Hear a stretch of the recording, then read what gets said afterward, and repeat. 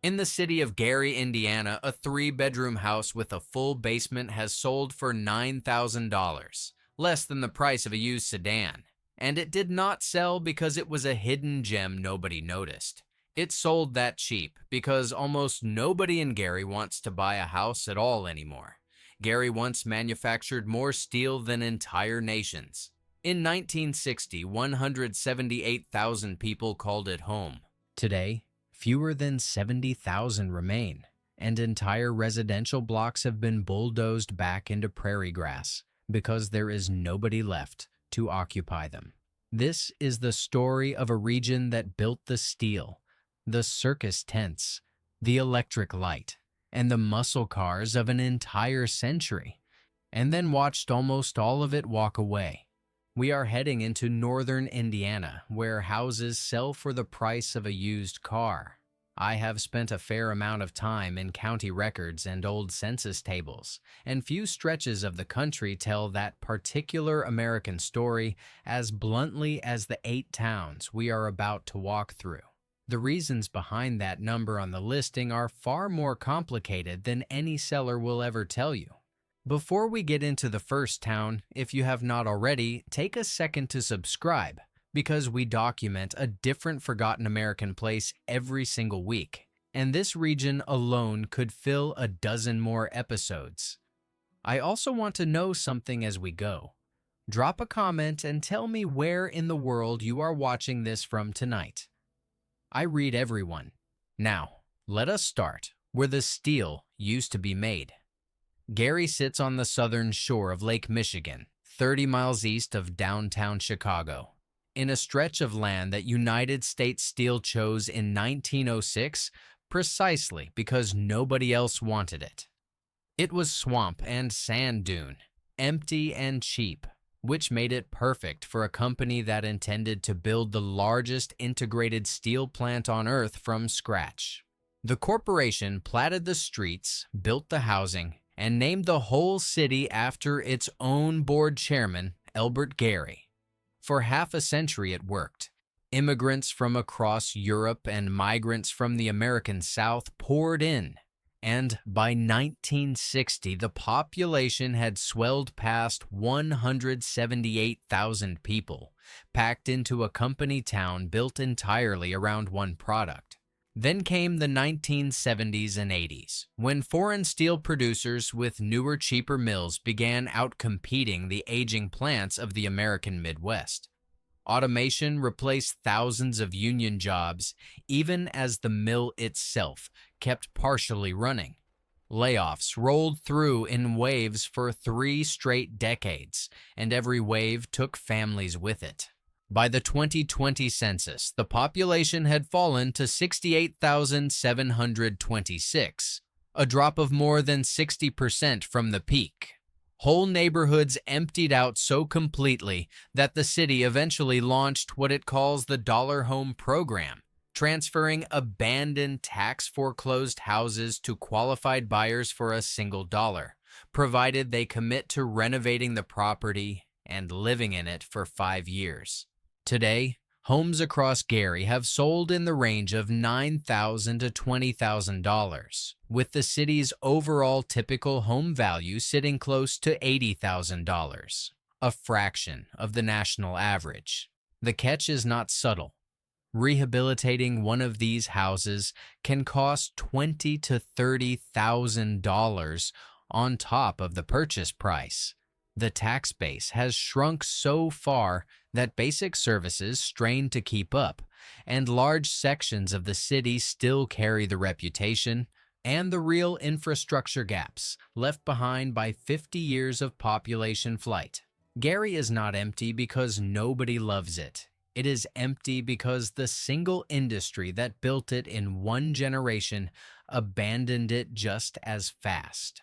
Drive through the residential grid today, and the pattern repeats block after block. One occupied home with a mowed lawn and a car in the driveway, then 2 or 3 houses reduced to foundations and weeds, then another occupied home holding the line.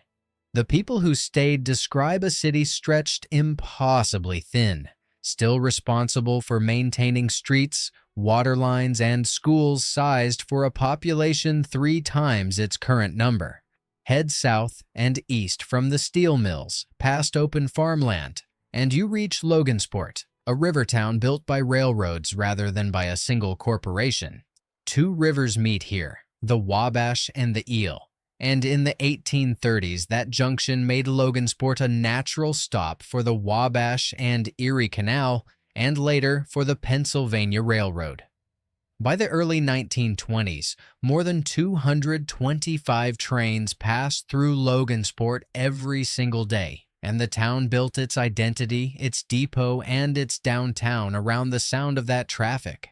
Passenger rail across America went into decline for the rest of the 20th century, and Logansport's population slid steadily from 1960 through 1990 as the trains that once defined the place stopped needing so many hands. The city's peak population came in the year 2000 at just under 20,000 residents, and it has shrunk roughly 7% since.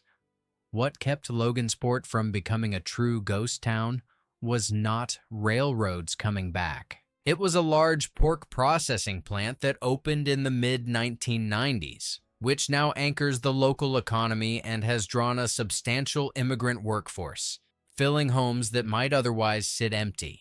Median property values here have been recorded as low as roughly $72,000, among the least expensive in the entire region. The catch in Logansport is specific.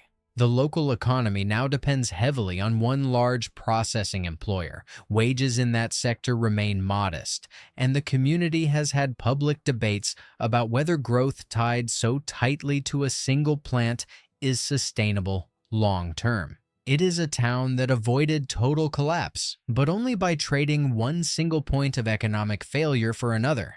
Walk the historic downtown near the old depot today, and you can still see the bones of a city built for 200 trains a day. Wide brick storefronts and a restored station that now serves a fraction of the traffic it was designed to carry.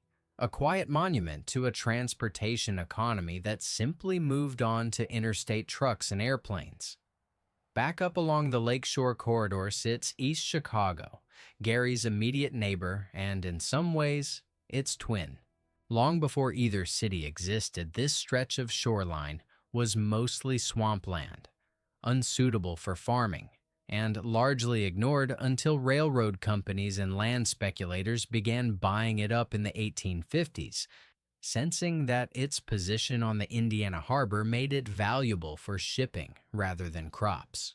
Where Gary was built entirely by one company, East Chicago grew up around 2 competing giants, the Inland Steel Company and a cluster of oil refineries feeding off the Indiana Harbor and Ship Canal. The population exploded from around 3,400 residents in 1900 to more than 19,000 just 10 years later, one of the fastest growth spurts of any American town in that decade.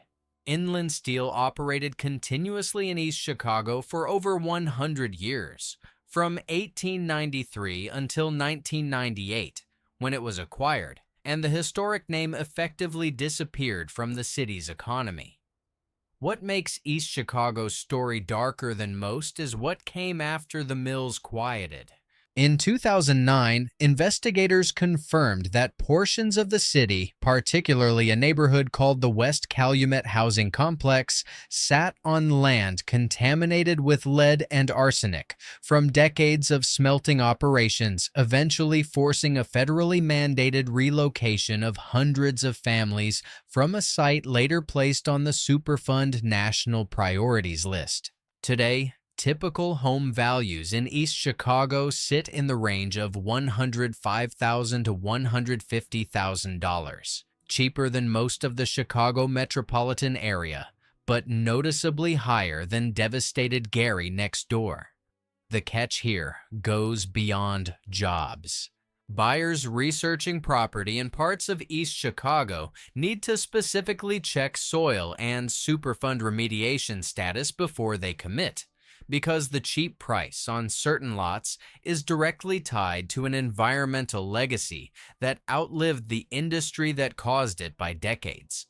The city has worked hard to rebrand around its harbor and its casino revenue in recent years, and prices have crept upward as a result, but the underlying story is the same one you find up and down this stretch of Lakeshore, a company town that outlived the company. From the industrial Lakeshore, we move inland to Wabash, a smaller county seat with a claim to fame that has nothing to do with steel. On March 31st, 1880, officials here strung 4 carbon arc lamps atop the county courthouse and lit them simultaneously, and Wabash became known, at least locally, as the first electrically lighted city in the world. 10,000 spectators reportedly gathered to watch, more than 30 times the town's entire population at the time. That spark of innovation fueled decades of industrial growth, as factories, warehouses, and rail connections built Wabash into a genuine regional hub through the early 20th century. But like so many small Indiana county seats, Wabash's 20th century manufacturing base thinned considerably as national supply chains consolidated around larger metropolitan centers, and the town's population has hovered near 10,000 for years without meaningful growth. Homes in Wabash today list in the neighborhood of $185,000, more than several of its neighbors, which tells you something important. Wabash never collapsed the way Gary or East Chicago did. It simply stopped growing, coasting for a century on the reputation of one 19th century evening. Its downtown preserved, but its working population steadily aging and thinning. The catch, if you can call it that, is quieter than the others.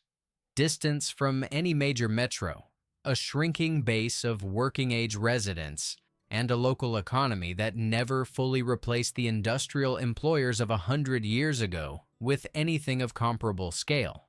Locals will still point proudly to the historical marker outside the courthouse commemorating that night in 1880.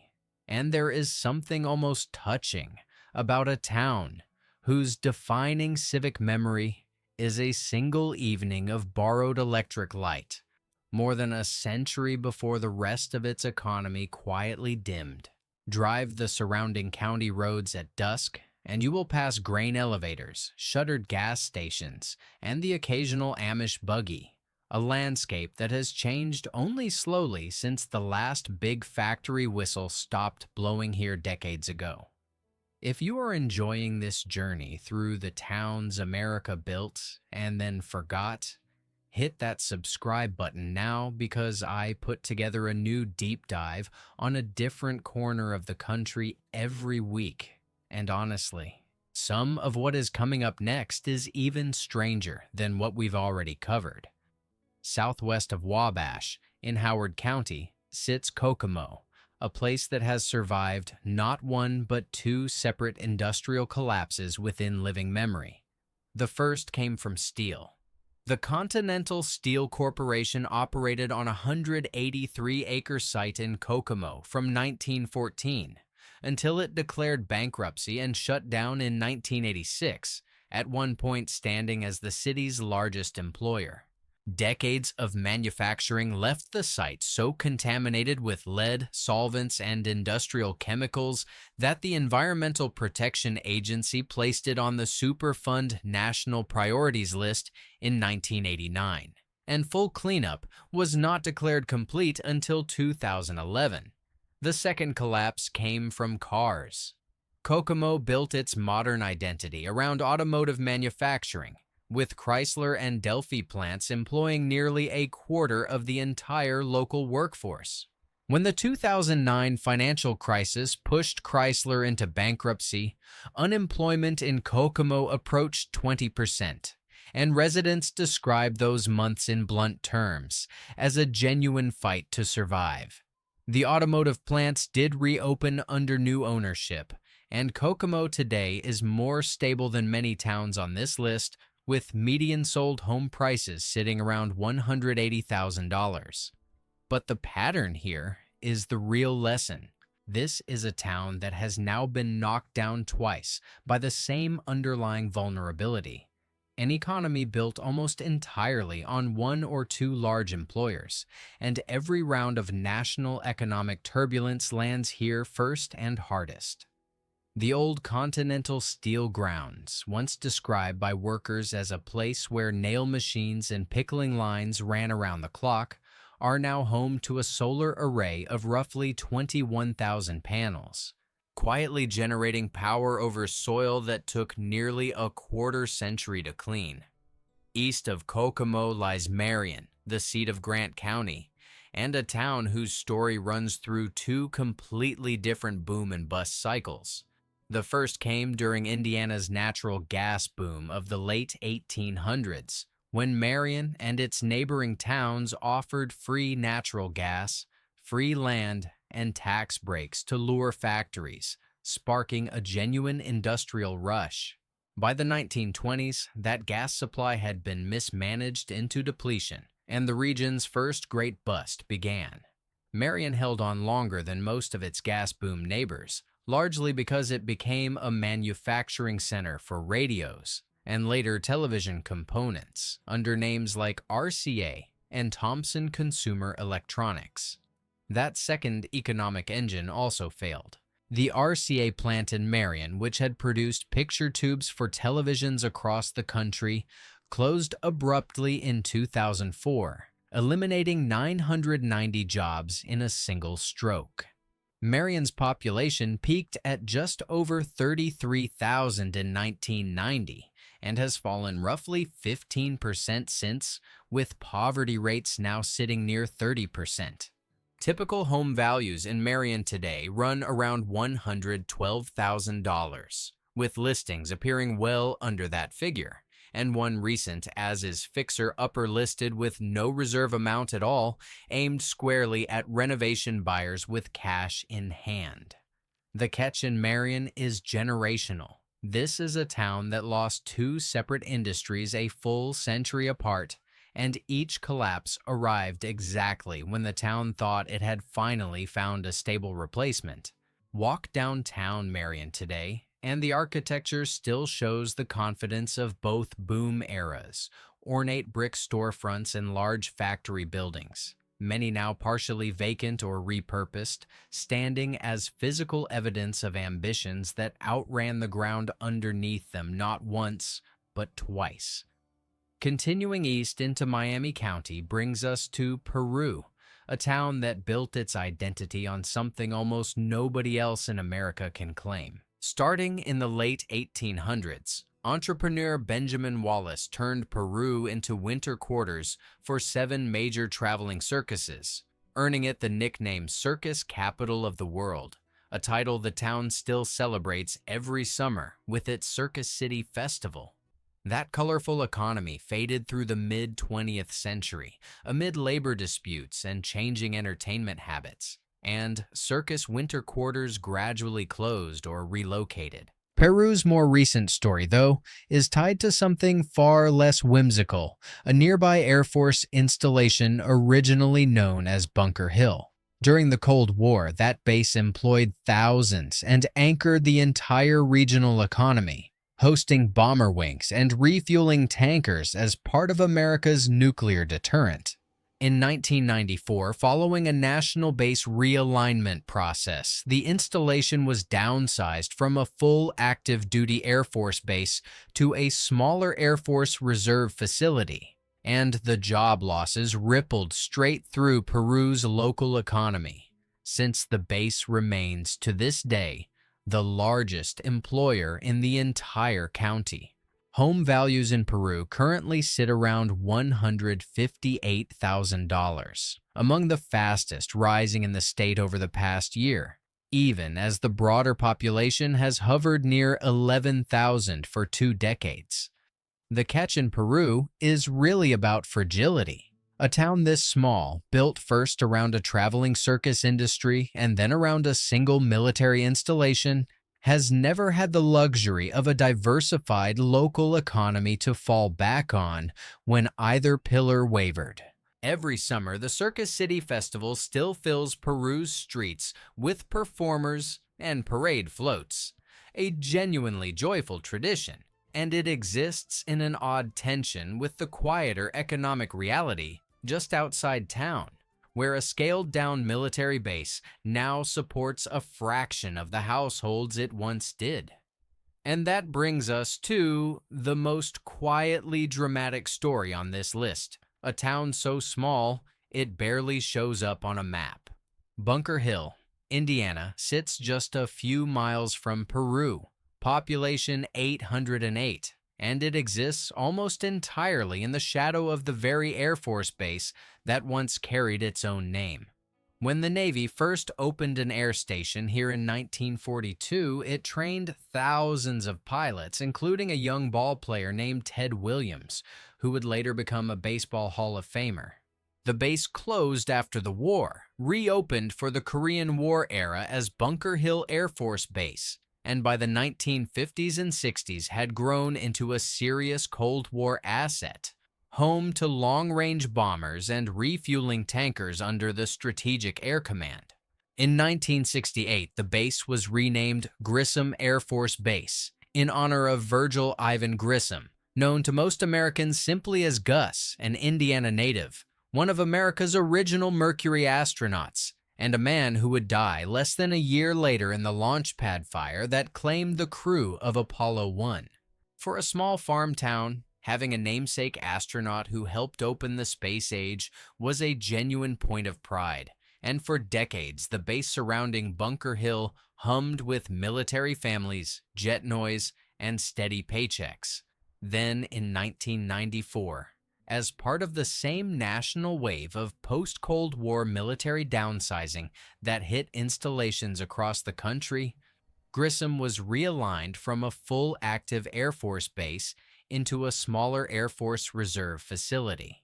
Bunker Hill itself, the little town that lent the base its original name, never recovered the population or the daily bustle it once had, and it remains, in every practical sense, a quiet residential footnote next to a base that used to define the entire horizon. It is a strange kind of ghost town, one still technically alive on paper, still with a working town government and a few hundred residents, but stripped of almost everything that once made it feel like the center of anything. Grissom's runway is still one of the longest in the state of Indiana, built to handle nuclear-armed bombers that no longer land there, and on quiet evenings, the small houses of Bunker Hill sit beneath an enormous stretch of open sky that used to belong almost entirely to the United States Air Force. So why do all these towns keep emptying out decade after decade, industry after industry? The pattern across Gary, Logansport, East Chicago, Wabash, Kokomo, Marion, Peru, and Bunker Hill is remarkably consistent. Each of these places was built quickly around a single dominant employer, a steel mill, a railroad, a factory, a military base, or even a traveling circus, and none of them ever fully diversified while the good years lasted. When that one pillar cracked, whether from foreign competition, automation, corporate bankruptcy, or a federal budget decision made 1,000 miles away in Washington, there was nothing underneath to catch the fall. That is the real explanation behind a $15,000 house. It is not a bargain waiting to be discovered. It is the market's honest, unsentimental verdict on a place that lost its reason for being all at once and never fully found a new one. I want to be careful here because it would be easy to make these towns sound hopeless, and that is not the full picture. Every single one of them still has a hospital, a school system, a downtown with at least a few lights on, and people who chose deliberately to stay. Logansport's meatpacking economy, however imperfect, genuinely sustains thousands of households today. Kokomo's automotive plants, despite the scars of 2009, still cut paychecks every week. None of these places are frozen in the exact moment of their worst headline. They are simply operating at a fraction of the scale they were built for, which is precisely what makes a family home cost less than a used pickup truck. Talk to people who have stayed through decades of decline, and most of them will tell you the same thing in different words. They are not waiting for the old industry to come back. They already made peace with a smaller, quieter version of home a long time ago. Who could actually live well in a town like this? Realistically, someone with remote income that has nothing to do with the local economy, a contractor willing to do serious renovation work themselves, or a retiree with modest needs and no requirement for nearby specialized health care could genuinely thrive here on very little money. Someone hoping to walk into a stable local job market, though, would be walking into the exact same fragility that emptied these towns out in the first place, chasing an economy that has already proven more than once how quickly it can disappear.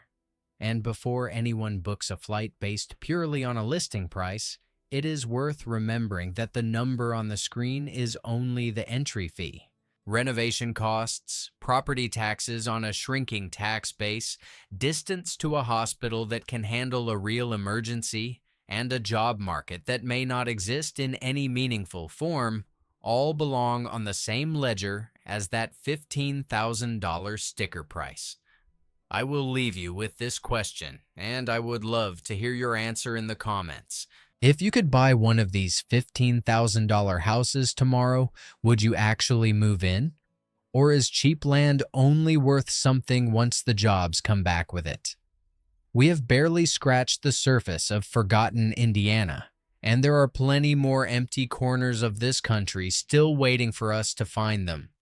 This video is for informational and historical purposes only and is not financial or investment advice. Property values change, and viewers should do their own research or consult a professional before making any purchase decisions.